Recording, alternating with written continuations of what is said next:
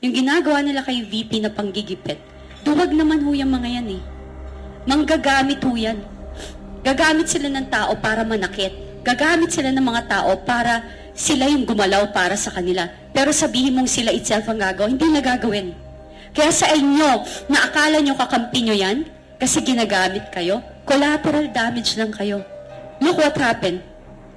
Di ba ang dami lang tinanggal ngayon sa mga trabahador nila dyan sa gobyerno? Nagki-cleaning daw sila kasi feeling nila yung loyalty, naglo-loyalty check sila. So, lahat po kayo disposable. Lahat po kayo itatapon. Pag tapos na sa inyo, itatapon na kayo.